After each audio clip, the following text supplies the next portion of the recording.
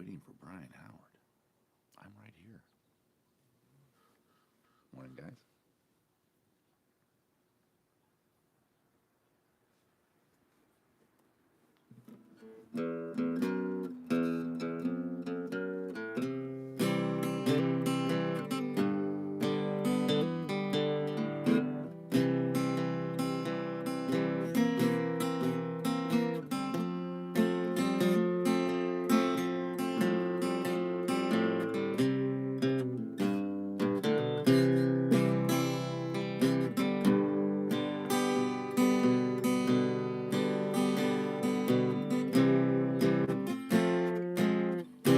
Alberta, Alberta,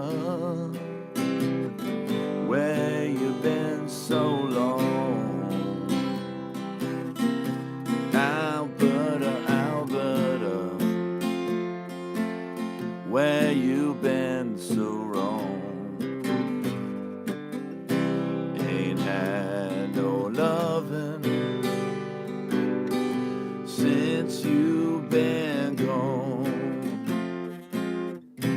Alberta, Alberta,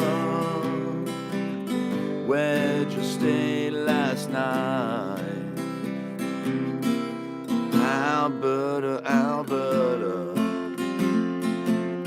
where'd you stay last night? Come home this morning, clothes don't fit you right.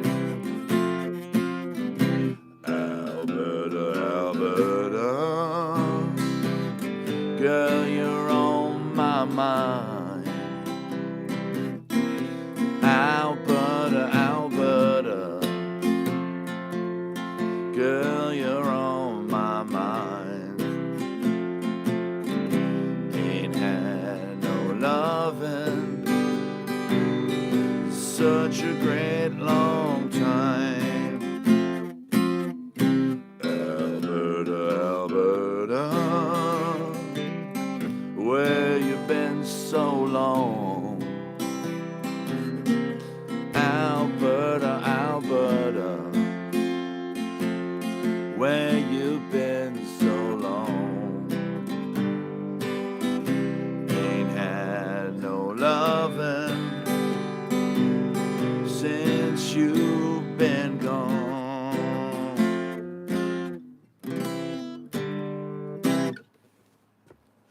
Little old school blues made popular by Mr. Eric Clapton. Hey, that was Alberta, man. Thought of that song this morning because I was thinking about it. And as always, when I do those songs here on A Coffee with Brian, my lips look really pink. Look at that. Are they that pink? That's probably the song I'm going to use to open the show tomorrow night. And you guys can all sit back and go, yes. And you can make a lot of money. I don't recommend you do that. That'd be kind of weird, wouldn't it? You just go somewhere, kind of like a casual party. Not like at a bar; it's too loud. But a casual party, and something you get a chat going about what people entertainers are doing in. Hey, Bobby, what entertainers are doing, during COVID, and what entertainers did. And you go, there's this one guy that I check out occasionally. You gotta say it like that. His name is Brian Howard, and in fact, you know what? Make sure you're doing this at exactly 4:55 p.m. my time. You go over to Slippers, over to the page, and you see the starting soon card is playing. The background music is playing, so you know that I'm going on soon. You go. He always starts with a fun song. In fact, you know what? I hope he starts with. You know what? I'll bet. I got a weird feeling. That he's going to start with Alberta, and the other person's going to go, why would you? What a weird, what a strange thing to have a feeling about. What this online streamer, what song he's going to start with. And you go, I don't know, man.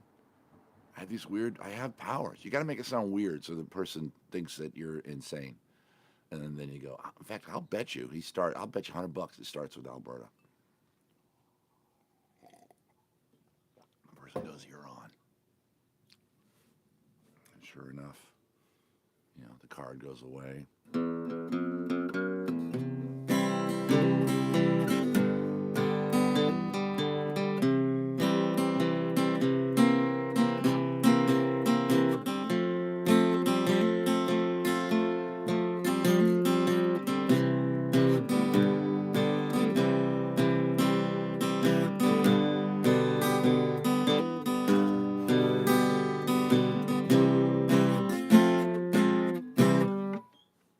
Now that I set that up, the comedic genius in my head, and it's a little tiny guy that runs things. I'm not a comedic genius. There's a little alien. Remember in Men in Black when the old guy gets killed at the Russian um, pierogi restaurant by Vincent D'Onofrio as the alien, and then his face opens up at the morgue, and there's a little tiny guy inside, the little dude inside of the big dude. That's the comic genius, guys. It's not me. Anyway, the comic genius would now not open the show Wednesday with Alberta. Don't bet, because that's usually what I do here. Is I will open with the song that I play here for you guys on Tuesday. I probably will, but you know how I am. I might just forget. I might sit down and go, oh, you know what I really want to play is Joan Jett, and I just start playing Joan Jett and forget. It's a great campfire song, by the way, Alberta, because it's got that refrain everybody gets to, you know. There's no real chorus to that song. It's just four verses in a row, and just each one starts with Alberta, Alberta. And once people get into it, because I've sung that around a campfire before, you get everybody to, even if they don't know the song, you get them to go the Alberta, Alberta, and you get them all to just get excited about it. I don't know, it wasn't his song originally. I can't remember who wrote it. Who wrote Alberta? Who wrote Alberta? Alberta, the little several traditional blues song. Yep. Well, Leadbelly. Oh, they're saying that Leadbelly wrote it? Original version of Alberta by Eric Clapton. Well, that's, again, we're not. Oh, written by Bo Carter, Mitchell Parrish, and Joe Mayo Williams. Oh, man. Oh, wow.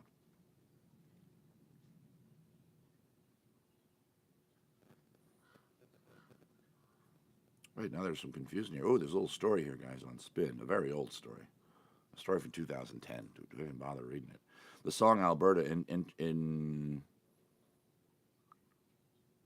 interpolates? Interprets? No, that's not what they wrote here. Interpolates. A melody widely performed Corrine, a song by Delta Blue musician Bo Carter, who was, yeah, in the post above, credited as with writing, I guess, I don't know. I guess on his Unplugged album, he didn't give Bo Carter credit. There's money in that, man. That's the thing you don't know about the music industry. I didn't know this for the longest time. Growing up, you know, you'd had your favorite bands and stuff. You'd see their albums, and it would say songs written by, which I always thought was weird because I thought a band puts out an album, okay? Pick a band pick Styx. Okay, Styx puts out an album.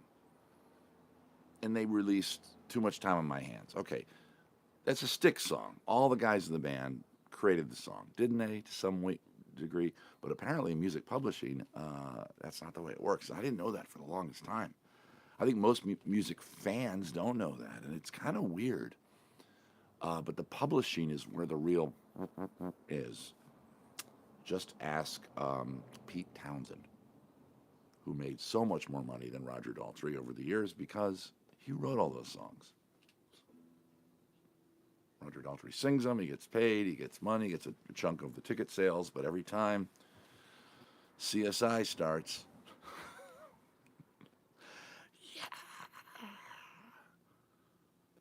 somewhere in Pete Townsend's mind it goes, ching. Roger Daltrey's mind, even though that's him screaming, crickets.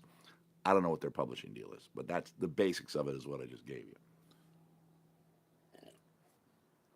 In fact, that's right. I do, now that I'm thinking about bands from, interpolates. Okay. Interpolate. Interpolate. Interpolate. There we go. Do I know that word? Interpret. I know interpret, but I've never seen interpolate. Had to look it up. Yeah. Interpolate. Anyway, speaking of bands that didn't do that, I know that started being friction for a lot of bands. I know damn well it was friction with The Who, famously, in many of the books they wrote about it. I read Pete Townsend's book, and I can't remember the chapter where he addressed it, but he did, and and he made a point, and he was right. But it's like you're a band, man. You got to share that. And another band I just thought it was Van Halen, and if you look on the back of a Van Halen album from 1984, there you go, their famous album, right, the last one with Dave. Every song I believe says all four of them. Okay, Eddie, Alex, Michael, David. And I saw it in an interview, I guess, back then, but it didn't really sink in that they did that on purpose because they didn't want that. They didn't want that. Now, granted, most of the music in that band was written by Edward Van Halen, but they didn't want to have any dodginess. I think I'm getting that right. I remember there was a band that I liked that had a really good publishing deal. Yeah. So anyway, that's probably why, being sued. Now, this is an article from 2010, so I'm sure that's all settled by now. But it matters, man. These people wrote these songs, and then some big famous person makes millions selling an album based on where a melody they wrote is in it. You'd be upset too, man. But and there's a whole, especially here in LA where I live, there's a whole legal system based on either defending or prosecuting those very laws, man. And it inevitably ends in a courtroom case. It doesn't inevitably. 90% of them don't probably, but the 1% that does, inevitably there's somebody sitting at a guitar and a piano who's required to play a melody. And then they're asked point blank. Now, of course, a lot of that has changed these days, what with sampling and in the early days of sampling, people were like trying to do lawsuits. There's a very loud bird back here. Oh, it's one of those blue jays I tell you guys about. Damn loud blue. They're loud. They're aggressive. All the other birds leave. Oh, he's gone now. He flew away. Freaking blue jay. And then I guess it just was too much. And then rock and roll and all the auteurs that wrote this great music that was all being sampled by two guys, a guy with a scratching an LP and a guy on a mic. They went, I give up. And I think part of the argument was that it was kind of helping them, I guess. Yeah. So Sir Mix-a-Lot, used. And I guess, and Aerosmith, I guess, had a lot to do with it. When Aerosmith decided to do that, or allowed that song to happen, I guess. But then they sung on it. On the video, they showed up at least. I guess on the record, it's just the track from Walk This Way, used by, of course, famously Run DMC. And I think that's when the entire music industry either rolled their eyes, gave a long, sad sigh, or I don't know what they did. I'll guarantee you for a while there. I don't know this. I was alive when this was going on. I should look this up. But I'll bet you the Aerosmith guys probably got a lot of grief from some other rockers. They're like, what the hell are you doing, man? What are you doing? Why are you encouraging this? And Joe Perry said, I don't know, man, because that's about all you're going to get out of it. Listen to a Joe Perry interview one day. He'll talk. He'll talk more when What's-His-Face is sitting next to him. Of course, he won't shut up. Blanking on his name. Aerosmith lead singer, famous. Oh, Steven Tyler. Oh.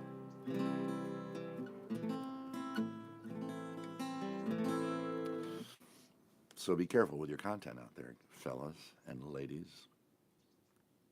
It's another beautiful day here in LA. We're overcast. We have this thing called marine layer that we get. Certain temperatures, we are almost guaranteed to get it because of our climate.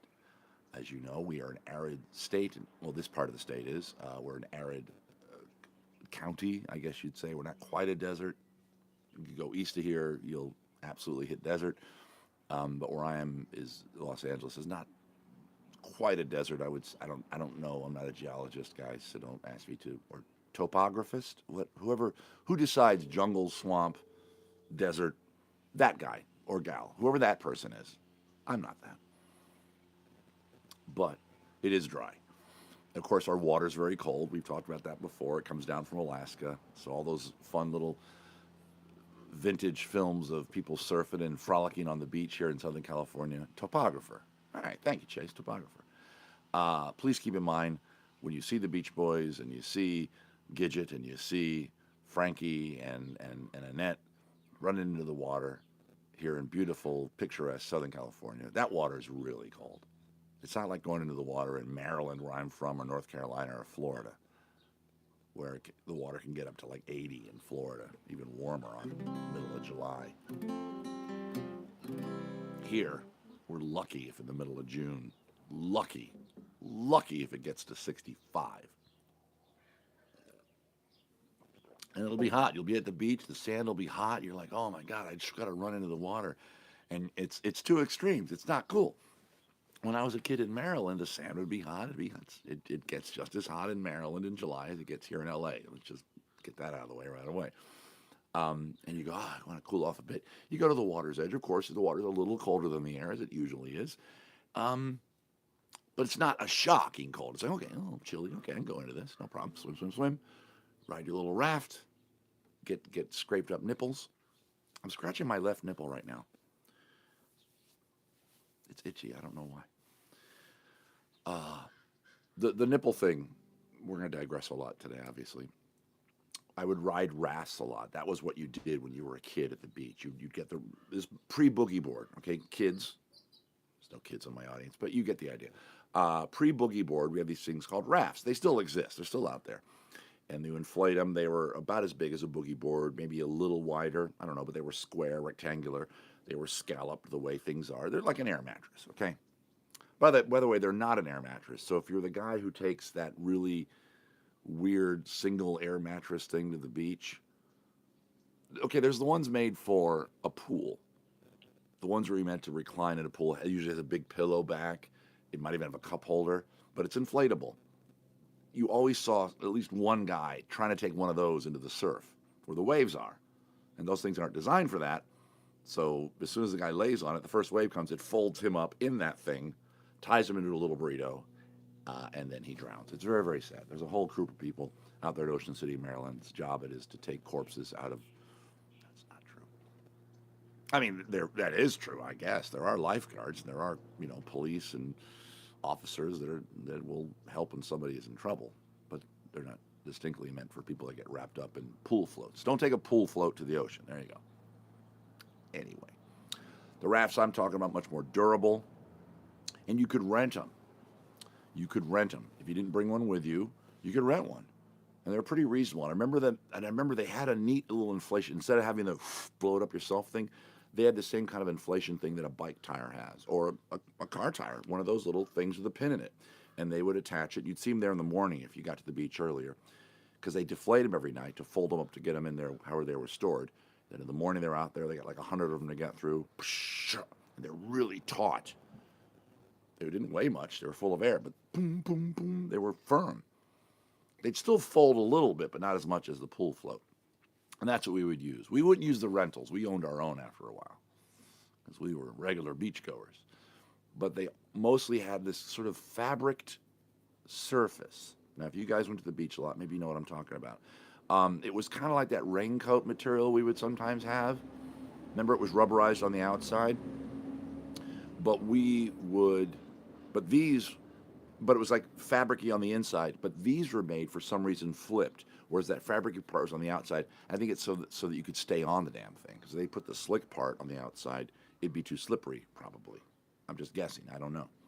But that material, for a kid who's 12 years old who wants to do that for 3 hours straight and not come in to eat a sandwich, even though his mother's yelling at him, Brian, it's time to eat. No, Mom, 2 more waves. Just do it constantly. Every time you do it, that canvas with a little bit of sand, because in salt water, it's salt, it's rubbing on your body and it's rubbing on your nipples. So you would get something that we called, wait for it, it's going to be hard with my speech impediment, raft rash. Ooh, I got through that. Raft rash.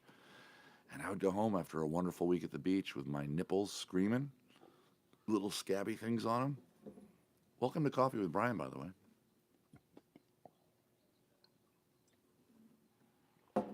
But a lot of fun was had, man. I just telling you guys that, it brought back such good memories, Really, really fun. I don't need that tab open anymore. I don't know if you guys ever went to the beach. The island version of this was the raw styrofoam pull float. Yeah.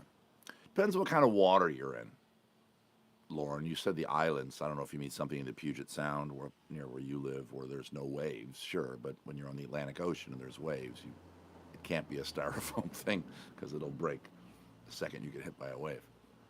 I got pounded pretty hard. I was at a is how you get quint. Yep, that's a good point, Clay.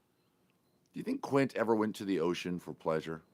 No, of course he didn't. Especially not after being on the Indianapolis. It'd be great if he told that story. If he told a story just like I just did, Jaws would have been a whole different film. You know, he it was it Hooper would know his, or no, who is it? The chief, right? Brody notices the tattoo. What's that one? Oh, that's just Indianapolis. You know, then he tells the story. What if it was instead? Oh, that's Ocean City. Used to go right in the rafts with the, you know, the rafts, not like the boogie boards, not like the boogie boards like they have now. No, we had the rafts. They'd be inflated like a bicycle's tire. And I'd get in there in the morning and go out for 3 hours at a time. Old Mrs. Quint yelling at me. Come in for lunch, I'd say, no, Ma, 2 or 3 more runs. And I do the 2 or 3 more runs. And that was the most nervous time of all, waiting for the end of the last wave, knowing full well that, you know, it might be me that's next to get the nipple rashes. I saw a friend of mine, little Timmy Jenkins. He wanted to be a bosun's mate later in life. I don't know if he ever made it. Went over to him, put my arm on his shoulder, and he turned around with a terrifying look in his eyes. He looked down at his chest. He had 2 raw nipples. 2 raw nipples. I said, oh, little Timmy or Jimmy or whatever I called you a few seconds ago, I'm feeling for you, lad. Just then a wave came. I giggled my way back into the beach and I got out of the water. I made it back to the shore. Little Timmy back there crying over his nipples. My nipples was bad, but they weren't as bad as Timmy Jimmy's. My mom said, oh, little baby Quint, we're going to go put the salve on the nipples now. It'll be weird that I'm doing it to you as your mother, but you might have awkward dreams in the future. Whole different movie. I mean, it wouldn't have the same impact. Exactly, VPT.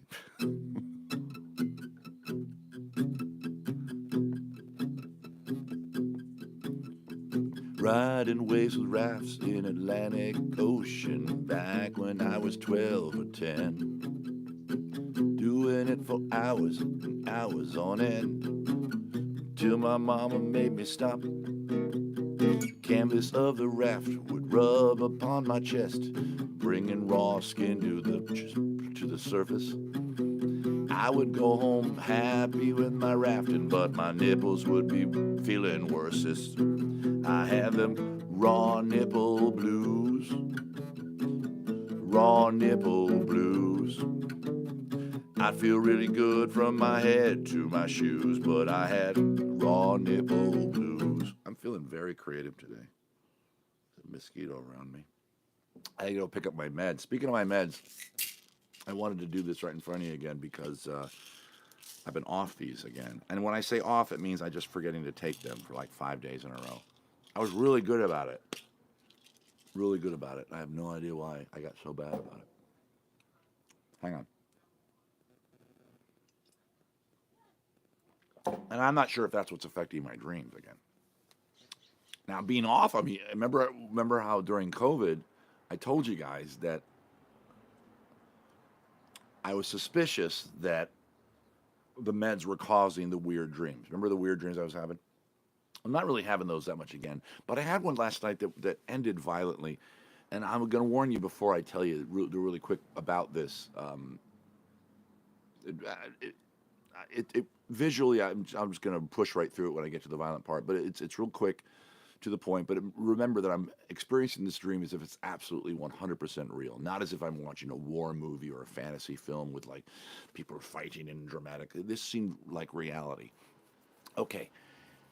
For some reason in this dream, I was in a society which appeared to exist all within a big, long, thin building. I don't know. Just picture one of those long warehouse buildings that are next to train tracks. If you live near an urban center, you probably see those if your city's old enough. Um, Baltimore, Maryland, famously has a thing called Camden Yards. You ever watch the Orioles play? That big thing out in the outfield that's like 6 stories tall. That's one of those, believe it or not. By the way, that's one of the greatest ballparks to go to, and that was the first ballpark, I think, that or Texas Stadium. I think Baltimore beat them by a year or two. The first ballpark to do that new ballpark meant to look like an old ballpark thing because ballparks were getting sterile and gross and concrete and steel, and they were boring looking. And then people for the Orioles organization said we needed a new stadium. We'll put it downtown because the old one was uptown, and we'll make it harken back to the old timey Ebbets Field type vibe. And so you can thank the Baltimore Orioles and the city of Maryland, city of Baltimore, and the state of Maryland for inspiring old school looking ballparks. Like there's one in Houston, of course, famously Minute Maid Field is the same way. Um, anyway, so the stadium, I know I'm digressing a lot, guys. The stadium in the right field wall, there's a street that really was there. And if you go walk down the street, I think it's still not cobblestone, but the steel, old timey 18th century stone. There might even be rail tracks still in it, maybe. By now, I'm sure the ADA or some lawyer has had those removed because people were tripping. And that's where there's all kinds of great food. And then to the right of that is that tall building that I'm talking about, where the stadium gets its name, Camden Yards. There, quick digression, back to the story. So, I'm kind of in a building like that. So that wasn't so much a digression as explaining what the building was. It was a big, tall, it seemed to go on over the horizon. It was an unrealistic building. It was a dreamscape type building. Something you'd see in the movie The Cell. Okay? And as often with dreams, and you guys probably can relate to this, you have a knowledge that isn't stated. You'll either know in the dream that you're a superhero, or that you're married to somebody weird, or that you're the child of something weird, or that there's a war going on, or whatever upheaval of some kind, even though it's not really stated, but you can sense it. And there was a war going on in this dream, and I was clearly in one faction of the war, but the faction of the war that I guess I was a part of, we were kind of refugee vibe. We were like families huddled in one or two of the buildings, and the enemies, the other side, was also in that same gigantic building, but just further down. And I guess there was a no man's land of a couple corridors and hallways. So it was weird. Our entire world was this building. Kind of weird. And I wasn't a combatant. And the people that I was with, we seemed, like I said, like refugees. We were just like displaced people. Maybe I was thinking of Ukraine, you know? We were like, oh God, we don't want this to go on. This is terrible. People are dying. The war. And then there was this group of rather tough guys that suddenly decided, that's it. We're going to go, because it was decided that our side wasn't going to talk to the other side anymore. It's not worth it. They're not listening to reason or whatever, because I guess there was negotiations happening. And one group said, no, we're going to go in there and we're going to settle this once and for all. And they were warned, what are you, crazy? They're going to, don't, no. And I watched the argument. I was just an observer of almost this entire story of this dream. And they said, no, we're going. So I saw a big chunk of like 100 warrior types that didn't go because they're like, you're foolish to go. But like 12 did. Like 12 says, we're going. Come on. Who's with me? That kind of vibe. And they took what looked like a clerical person with them, like a religious person. Again, in this dreamscape, I don't know if it's typical human on earth religions or some weird fantasy thing. Doesn't matter. A guy with a tall hat. That's how I always find the clergy. Their hat's bigger than yours. Or the fact that they're wearing a hat, I guess.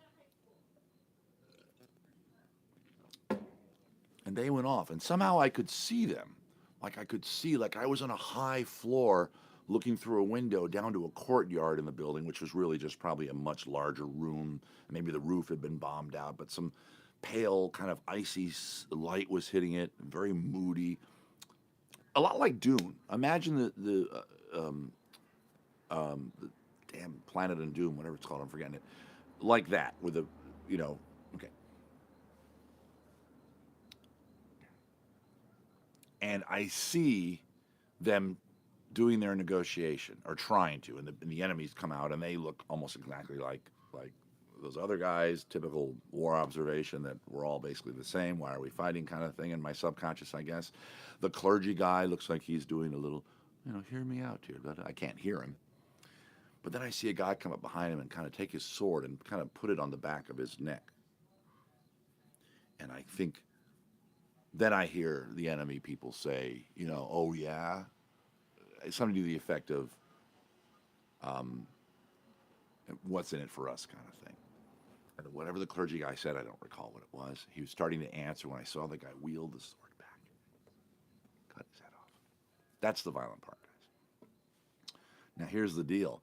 In a dream, when you see that on a movie, you're watching Game of Thrones, you're watching one of the Tolkien things, the orcs fighting with the humans, and seeing all kinds of horrific violence. We're kind of desensitized to it, which is probably bad. But in a dreamscape, my consciousness doesn't know I'm watching a movie, and I've never seen something like that. I've seen a few violent things in my life, not many, not a few fist fights, a few brawls, nothing major. Thank goodness, I guess, right? Maybe I don't want the trauma of that. So this scared the hell out of me. In the dream, I was like, because it didn't even go clean through. He swung at him, and in my head, I thought, oh, he's just threatening him. He didn't really do that. And then, sure enough, he did. I was like, oh God, and I was terrified, guys. My existence in the dream. I think I teared up. I said, I was bad, Slippers. I was bad. Now, fortunately, as almost always with these dreams, guys, as you know, these dreams I'm having, they're rarely violent. They're just annoying and weird. This one was violent. Not to me. I observed the violence. Fortunately, I woke up, and as usual, it took me a beat or two or three to realize that didn't happen. That was just a dream. You're in your bedroom in your home in Los Angeles, laying next to your wife. Everything's okay. So anyway, that was like maybe 4 hours ago, probably at like 6 a.m. when that happened, maybe 5 a.m. And then I had another weird-ass dream that I was going to tell you about, too, that was not violent like that, but it was annoying. Oh, no, it was violent. But I don't want to be a bummer. I don't want to be a bummer. The next dream was shorter. I had a dream I was in a tank battle. I was somehow shooting, I was manning my tank, and I'm fighting this, and who I could hear talking to me over the radio, and he was chastising me. First he was friendly and we were talking. So it was kind of similar to the whole beheading. Oh no, there's similarity. Oh, welcome to Dream Exploration with Brian. That's right. The other dream also had a bit of negotiation followed by violence. I was talking to the guy in the other tank. So I'm in my tank and I'm looking and I can see his tank. And for some weird reason, I can see like a drawing of his tank, like a schematic. The art in this dream was odd, very odd. I was seeing a physical representation of his tank, like 2D drawn. But I could see, this is where the driver sits, that's where the gunner sits, that's where the commander sits. I've negotiated, yeah, maybe. And the guy's talking to me, and we're settling things. Whatever it was, we were like, okay, don't worry. I think we've come to an agreement. Yada yada yada. And then suddenly he goes, psych, or something like that, and he shoots his gun at my tank, and boing, I hear it bang off, and that must have been murder. Anybody that's been in the Army that's served in a tank, whenever a shell hits the outside of that thing, oh my God, I'm sure it's deafening. I guess you have to wear ear protection for that reason. And I fire, and I shoot back, and then we go back and forth a little bit. And again, I'm seeing both the outside and the inside of his tank at the same time. It's kind of hard to explain. And I sense like a weak area of his tank. I almost see through the drawing that there's like an open door. And again, it's almost like the inside of his tank is like a 2-bedroom apartment. Makes no sense. And there's like this slight open door, and I can see what looks like a copy machine through there. Again, no sense. It looked like a piece of technology in his tank. And so I said, oh, I think if I hit that piece of technology, that's going to shut his tank down. Bang, bluey.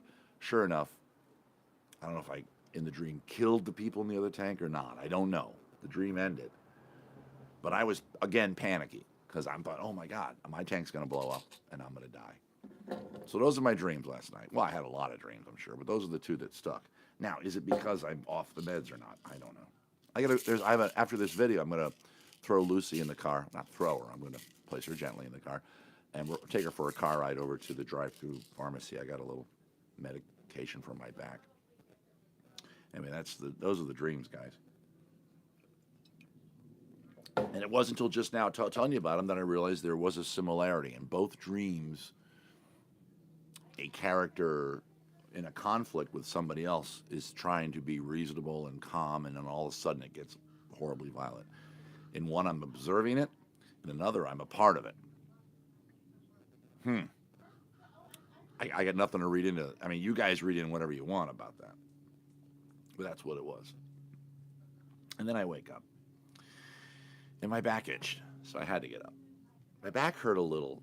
Okay, I got, as you guys know, because I mentioned it last night, I got another cancerous mole removed yesterday. This one was easier to do than the one on my neck. The one on my neck, they had to do a special procedure because it was a certain kind. And I don't know if you guys know this. If you've ever had something removed, then you probably know this. But if you don't, there's several kinds of cancerous moles, and they have weird names. One's called a squalish, not a squalus, because I think that's Latin for shark, because I think Hooper says that in Jaws, but or something like that. But a word like that. And this one took a bit longer. Here's the deal: when they were putting the locals in to numb me here, I felt very little tiny prick. They're putting the locals into my back, and they stung. And I don't know why. Maybe because I have a lot of meat here and stuff. And right where the thing was on my back, it's pretty close to my spine, so that could be why. I think that's why they wanted to get rid of it, because it was so damn close to my spine, because that could have been nasty, I guess. And of course, I'm trying to be a tough guy, just kind of going, how you doing? Good. Squamous cell. There you go. There's the word. Clay's got it. Glad you were getting those too. Yeah, it's no joke, Enon. I know that. I've learned that. We have a very close friend whose husband passed away from cancer because by the time they identified his skin cancer, it had already done the nasty business of transferring from the skin to the body.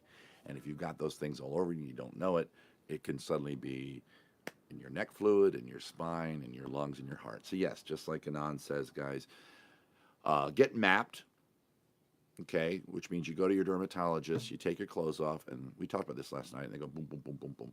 But it's worth saying again. They know where everything is. And they go, got it. And they check them all out, make sure they're good.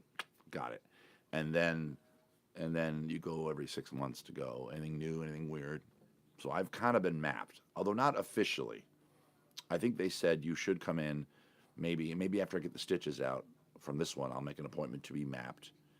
I'm half mapped because they looked at the ones that were concerning on my upper body. They need to do my lower body. Okay.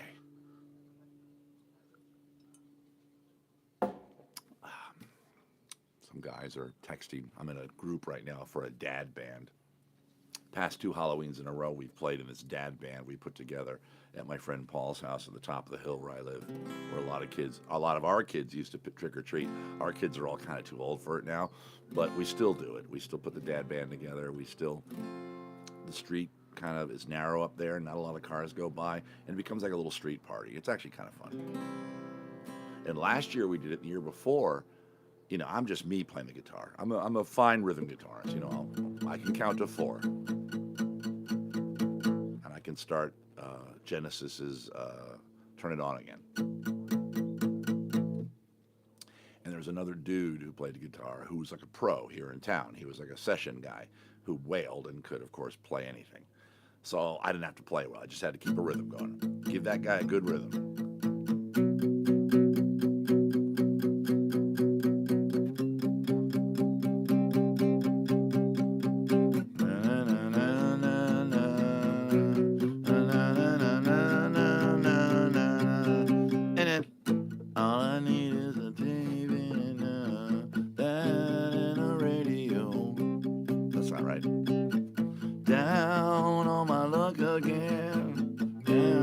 It's a simplified version. Look again. I can show you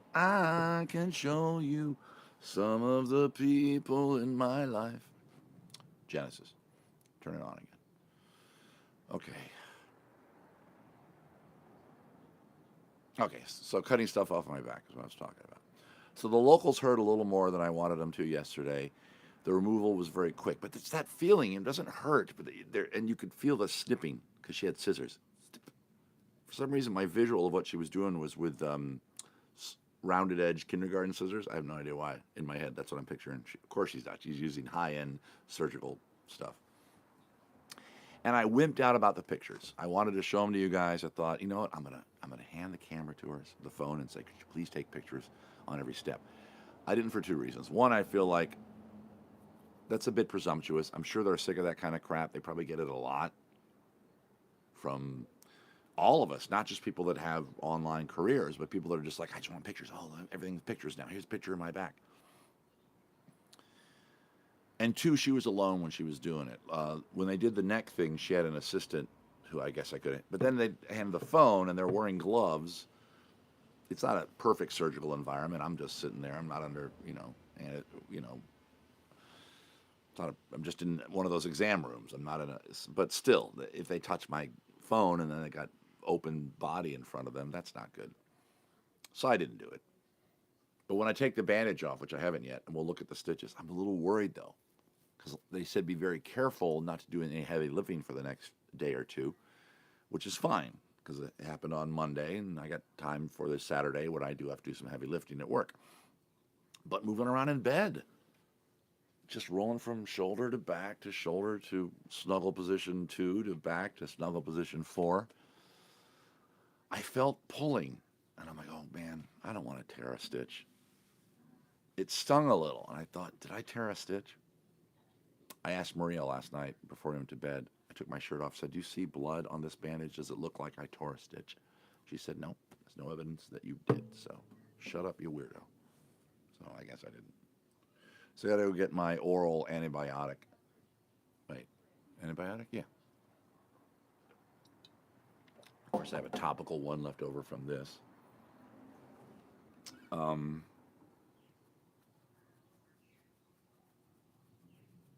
I'll be fine. Yeah, so get those checked out, guys. Okay, what else do I talk about? Oh, I want to talk about forced joy. Don't let that comment there at the end of the liner notes there get you worried. I'm not, again, it's me, guys. But we are talking about mental health. We're talking about taking care of our brain, and a lot on these coffee videos. And I think I alluded to forced joy before, the whole fake it till you make it thing for people that suffer from depression or anxiety or what have you. So I just want to let you know how that's working for me. I'm doing it. I'm doing the program. I'm trying. I still wake up after usually one of those kind of dreams. Most mornings, I'd say 70% of the time, right before I become conscious and get out of bed, I had a dream kind of like what I described to you. They're not always violent, of course, but they're often annoying and weird, and I wake up in an unpleasant mood. Can you all see the plant to my right, your left? This one over here? Look how pretty that green is. Not the fern. This guy. I'm not even doing that. There's no light on that. That's just its natural appearance right now. See how it looks like it has a nice bright area in the center? That's cool. I've been looking at that the whole video going, that's a cool backdrop. I like that plant. Oh, sorry. So, I guess what I wanted to begin with is, do you guys wake up happy? I'm really asking, do you wake up happy? Now, I don't. And I haven't for a long time. No. No. She yells it this time. Yeah. No. Wow. 2 people so far, no. Because I think some people do. Not us so far, at least. And if you do, just say you do, man. Don't. I wake up and dread the day. Yeah. It's been a few years. No. Okay, looks like we're all birds of a feather here. I was hoping one of you said, yeah, so you could help us. Um, Here's what my therapist says. She said, first of all, she gave me the whole, yes, fake it till you make it thing is fine. You know, do what you got to do. And I think I mentioned you guys a couple months back about that scene from, was it Jerry Maguire? There's a scene in Jerry Maguire, I guess it's in the book, and occasionally on weekends, but that involves a lot of weed and very deep sleep. Okay. Um, there's a scene in Jerry Maguire, you can probably look it up on YouTube, where he's describing his um, um, uh, somebody he admires. You were happy generally. All right, Ann. We can all learn from Ann. He's describing this old sports agent who influenced him a lot. His mentor. There we go. His mentor. I forgot the word mentor. And his mentor described how to get up in the morning, and he's talking about it. And then it cuts to this guy who's this actor playing the guy talking directly to camera, which is kind of an interesting thing in that film. Who directed that? The same guy that did that's what's his face, the guy that did Almost Famous, right? That's anyway. Right? Isn't it him? Um, that guy. And there's this old guy saying, every morning I get up, and he's got a bit of an accent, so I'm doing my impression of it. I get up, I put my feet on the floor. Before I even stand up from the bed, I go, yes, I'm looking forward to the day. I clap my hands together. Here we go. And then I get up and I start the day. You know? Yo, Lewis. And generally happy. She is. And that's what I'm trying to do. So that's what I'm doing, guys. Now, I'm not doing it the way I just said.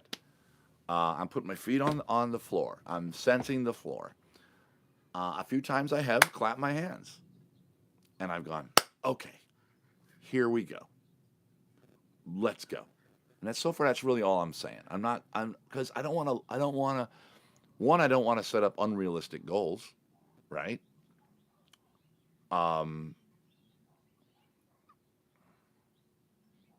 Yeah. Never sleep past 8 a.m. Uh, so, and is it working? It kind of is. Now, this morning, a really nice thing happened. I'm coming. I've got my pants on. I've collected up the clothes I'm going to wear. I just shifted out of my underwear into the same pants I had. I'm wearing the same T-shirt I had last night, but clean underwear. And as I'm leaving the bedroom, Maria pokes her head in and kind of makes like a kind of a funny face, but not really. Kind of just sort of like a. She kind of holds it, to kind of extra comic effect. And I'm taken aback for a second because I think she's about to. I don't know what I thought. I think I even said to her, I thought I was in trouble. I thought, what's that face mean? Did I do something wrong? I don't know. Maybe that's part of the problem. And she goes, no, I'm just happy to see you. Good looking guy. And I told her, I said, thank you. That brightened my day. And then I came out here and I walked the dog. I made coffee. Started the video. Is it going to last? I think it will. Once I'm up, I look for things to distract me so that the mind, of course, which races constantly, whether it's playing the guitar, whether it's doing online stuff, whether it's and is goals. I also drink a lot of coffee and smoke a lot of weed. Well, there you go. Doesn't coffee and weed, aren't they counter? And isn't weed a depressant, technically? Right? It's like beer, like alcohol. So I should know better than that. Anywho. So, forced joy, a very strange collection of words. Weed can have different effects. Okay. Then again, I'm not a fan of weed. So we have some edibles here in the house, and they're just the other one. What do you call them? The one that doesn't have the THC, just the other thing. We have that to try to both the wife and I both deal with anxiety to various levels. I'm not sure. In fact, I'm certain that my doctor who prescribed these says, yeah, don't also do weed.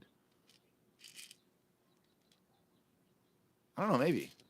I know it says don't use with alcohol, which I do all the time. But that's why I should start taking these in the morning. For a while, I was taking them at night because they do make me a little sleepy. So I think what I'm going to start doing is taking these in the morning. Isn't active. Yep. I'm gonna start taking these in the morning like I used to, so that because beer time around the house is 6 o'clock. Although today's Tuesday, so today is my dry day, so no alcohol today. And I'm starting to like that, by the way. I'm starting to feel really proud of myself, like I've done an accomplishment. I do drink a little too much. I admit that I'm probably a gentleman alcoholic at this point in my life. Don't get behind the wheel. I don't get aggressive. I don't start fights. I just enjoy beer. And on Tuesdays, it's nice to get your palate back because when you drink a lot of anything, even if it's coffee, I would imagine it affects your taste buds. So you suddenly you're eating a delicious piece of pizza or a piece of salmon or just any kind of delicious food that you like, and in the back of your head or the back of your throat, it's being tainted by a mouth that overdoes one particular food or drink in your life. Or smoking. I think if you're a smoker, I think one of the problems with smoking is, and I have some friends who have quit smoking, and almost all of them to a person says, and the most amazing thing is food tastes great. So my mom quit smoking, and she was like, "Oh my God, food tastes better." Yeah. By the way, I'm not piling on. If you smoke, you smoke. I don't give a damn. Go for it.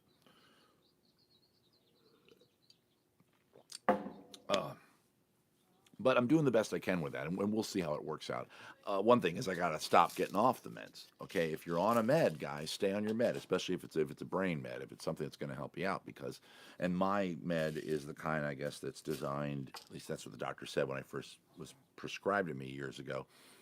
It's the kind that after you use it for a while, your brain will start to do different neural pathways because they found out that that's the effect that it has by taking away the anxiety that was holding you back to some degree. You now don't, your brain now no longer shoves, how your brain, if you, the little bit I know about the brain, I'm pretty sure I'm right on this, it's constantly finding more neural pathways and more circuits. And every time it finds a new pathway to an emotion, a feeling, a memory, or what have you, it can reinforce that and get stronger. So in a way, a med like this that just suppresses that anxiety need, all that electricity in your brain is going to go somewhere, and as it does, it's going to make a new pathway, and that pathway to the depression and the anxiety gets weaker. Is kind of how it was described to me. Not all psychotropic, not all psychological meds do the same. I guess I don't know. I think there are meds that literally are like happy pills, like you take it. Uh, they're still talking here. They have a drum kit. I have one already set up in the garage. Okay, they're talking about where they're going to rehearse, which I can never make it to. So back to that thing about the guitar, I kind of sidetracked, didn't I? I got digressed. We don't have that great guitarist this year, so it's going to be a little I'm going to be nervous because I'm not that. I can keep a rhythm, but I can't solo and stuff. I'm not. Never was that good. I never will be. I just don't have the patience to practice to be that good. Slippers. And I am also noticing that the coughing, which of course by now is a habit of mine, is probably psychological. I think it's psychosomatic to some degree. Almost certainly. And the nose, this also. As a kid, I had those. As a kid, I would go through. My brother stuttered really bad. I had a minor stutter, not as bad as my brother. His cleared up. He's fine. Mine cleared up. I'm fine. Every now and then it rears its ugly head in the middle of a show. And I had the kind of stammer where I know when the stammer is going to come 3 seconds away. I know the word elbow's on its way for whatever reason. Fell down, hit my elbow. And I know that's the word I'm going to have trouble with. I didn't just then because I don't have the stammer right now. But when I have it and I'm struggling with it, I know that word, and there's nothing you can do about it. If you have a stammer, you probably know that feeling. Like Joe Biden, I guess, has a stammer. Stutter, stammer. I don't really know the difference. Stutter is like that.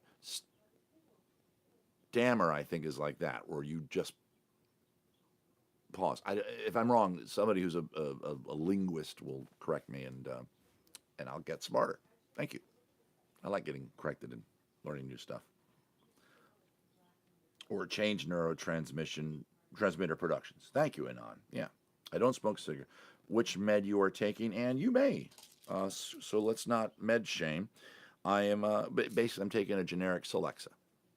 Okay, a generic Celexa. So I'm taking Celexa, but I'm taking a generic one. Yeah, don't drug shame everybody, whether it's recreational or unless somebody's like in the gutter and they're turning tricks, you know, to get their next fix of some seriously hard intravenous drugs. You might want to jump in and get involved there. But it's funny, where do we draw the line? Some people are like, I mean, you could take Bill Hicks's philosophy, the comedian who passed away, one of my heroes, who just says, why can't we just do whatever you want as long if it doesn't harm another person other than yourself? Nobody else's business.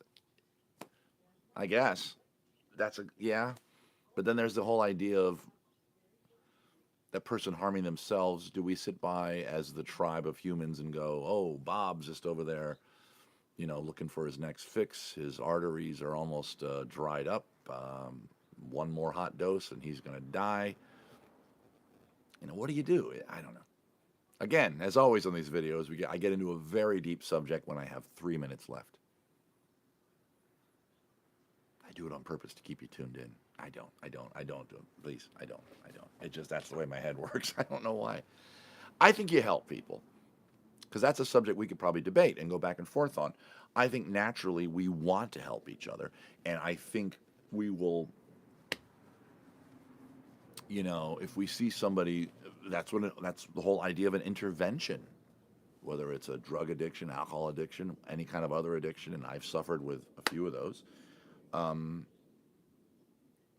We want to jump in there and help that person out because we love that person.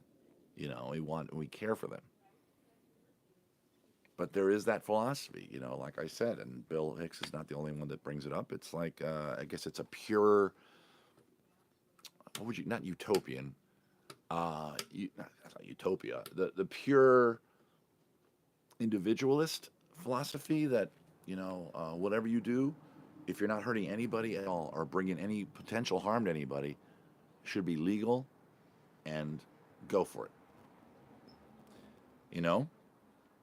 Obviously you have laws for speed limits on highways because if you go too fast, you could hit me and kill me, says the guy who probably drives too fast on the highway. But if you're at home and you're doing a very hard drug, as long as you don't leave the house, get behind the wheel or like that, we're fine. Is that the way to go? I don't know if that's a libertine. Yeah, libertine. That's a good word for it. Thanks, man. That's Clay, the libertine concept. Yeah, do what you love. Be with liberty, the French concept, I guess. Am I? I think I would say I'm a libertine in that sense. You know, but don't. As long as you're not practicing something that puts me or my family in danger, my loved ones in danger. I guess you can have that libertine sensibility while still wanting to help. How about that? Is there somewhere in the middle? Yeah, well, still going, yeah, Bob is a heroin addict and Bob is going to overdo it one day and going to die. We should get involved. And then you do, and he kicks it, and you feel good about yourself. And then it's self-serving. So maybe it's a little egotistical. Maybe you're feeding the ego there, not the id. See, we're getting, oh, God. Yeah, Patreon video cliffhangers. Right at the end of every Coffee with Brian, he brings up some super deep stuff, and the whole audience goes, wow, this is cool. Let's get into this. Hey, bye, everybody. I got to stop doing this, guys. I got to start in reverse. I should have started with the whole forced joy concept and then ended with weird dreams. Probably ended with the cancer, because that's very cut and dried. I made a little joke there. Cut. And then they dried it out. I don't know. I'm gonna go from here on, guys. I'm gonna get up, put my feet on the floor, clap them together. Looking forward to the day as best I can. It does help. It does help. There's something weird, and you know what's kind of weird? That helps. The physicality of that helps, and I think in that scene in Jerry Maguire and that character talking, I think did I hear somewhere, and maybe I did. Somebody can look this up for me, or I'll do it. That I think that person in that movie at that moment, I think that's the real guy. I think there really was a guy that inspired whoever wrote the book, Jerry Maguire, and he was this old sports agent that everybody was influenced by. That might be the real guy in the movie. If you look it up, it's interesting. Tom Cruise's character, Jerry Maguire, tells a story about him. Anyway, I'm digressing. But the action, I think psychologists will tell you that, there's a joke in my show, right? Okay, here we go. There's a joke in my show. We all know the joke that is based on that very concept. And there we go. Finally put a button on that. I can't believe that didn't occur to me right away. Of course, I'm doing it as a joke. So when I get up, you turn laterally in bed. Okay, you're laying down. Don't get out of bed yet, because this is what the guy said in the Jerry Maguire movie. And I think that's also part of it. The idea being that as soon as your ass leaves the bed, the day has begun. Here we go. This is that pause right before you get out of bed. You're laying in bed. Maybe you are depressed. Maybe you had a weird dream or you watched somebody's head get cut off. Maybe you were in a horrible tank battle. Maybe you're having all kinds of anxiety. Maybe you haven't gotten to your Celexa yet. And you don't even want to get out of bed. But force yourself up to a seated position. Ass still on the bed. Hands on your knees. Feet. Feel the floor. Hands up. Here we go. Maybe that's all we say. I say. I'm not trying to tell you guys what to do, by the way. This is me just sharing thoughts. Helicopter going over. Trying to wrap things up here. Can't even see it because of that marine layer. Did I ever finish telling you about the marine layer, or did I get distracted? Oh, the marine layer is because we have very cold ocean water here in Los Angeles. There we go. And then east of us, there's a really hot desert, and it makes this weird kind of vacuum effect that pulls this moist air like a blanket. But by 2 in the afternoon, it'll be gone, because that's how it works. The Physical Oral Impact Act is a oh man. Oh, that's cool. You looked that up. Oh, thanks, man. So a circuit breaker. Okay, cool. Thank you, Clay. So tomorrow when I get up, because I'm already up today. I did it today, though. I don't think I clapped my hands today, but I got up and I kind of went, whew. And again, the fake it till you make it, man. I can't worry every day that oh, is this going to work? I don't know, because that's how my head works. I'm rarely not analyzing everything that's going on. Rarely not. Like right now, I'm noticing how much gray is really starting to appear here. And that's just recently. That's just the past few months, actually. A year ago, this was brown. And this was gray. This was brown. Anyway. Oh, boy. It's fun having coffee with you guys. And I'm going to have a good day. I'm going to hop in the car. I'm going to go get my back medicine. Not my mental medicine. I already took that. You guys saw me take it. I'm going to put the post up for Beer and Songs with Brian later today. Request a song. Again, apologies if I'm not doing your song that you've requested numerous times. There's probably a reason for it. It's not you. It's not your fault. It's that the song is too hard, or I can't keep up with it, or what have you. If you're new to Patreons, thank you to Patreon. Thank you so much for being a new Patreon. I know of a few new ones. I always get new ones when I do certain fairs. Welcome. This is what you get by being a Patreon of mine, in addition to your support of the artist, in this case, me, and helping me in my attempt to make a living as an entertainer, traveling the world, making people laugh and making people happy. There's my online presence, of which you're a big part of, and you get all kinds of fun, exclusive stuff like these fun coffee videos and all kinds of other content, which I know a lot of you have noticed. I haven't been doing the Tao of Lucy, stupid knowledge ones and things like that much lately. I've just been with the travel and the driving. I don't know. It's just too much. So I gotta have timeouts every now and then where I'm not constantly feeling the urge to create. Okay. So have a wonderful, so welcome to the new Patrons, and thank you for joining us. To the regular Patrons that have been here for a little bit longer, thank you for sticking with me. I really do appreciate that as well. Don't forget, now that you're on Patreon, you can always go over and support another artist. There's a lot of very talented people on Patreon doing wonderful stuff. I have a few Patrons myself, one of which, of course, is Kristen Lynn of the Foxgloves. I think I'm a $30 a month thing for her. Happy to do it because she's a very talented person and she deserves a patron such as myself to say, here is some coin that you can use for guitar strings and broadband internet. I don't know why I put the accent on when I do that, but I do. So I'll see you tomorrow night, guys, with a Gen Pop over on Facebook. Don't forget to share the Patreon page. Try to promote it. Try to tell more people about what's going on here and that they can become a Patreon of mine, too. For as little as $5 a month, the price of a cup of coffee at Starbucks, you can get on the inside scoop of me. Is it a 35 level? Okay, is that where I am? All right. That could be where I am with Kristen. So thank you so much. I'm sorry. I got 2 messages just came through right as I'm trying to close the show. Have a wonderful rest of your Tuesdays. It is Mental Health Day, Therapy Day, as I always say on Facebook, and I'm going to make a comment about that in a second over there. So please take care of the brain. And if it helps, oh boy, have a good day. All right, guys, here comes the giant thumb.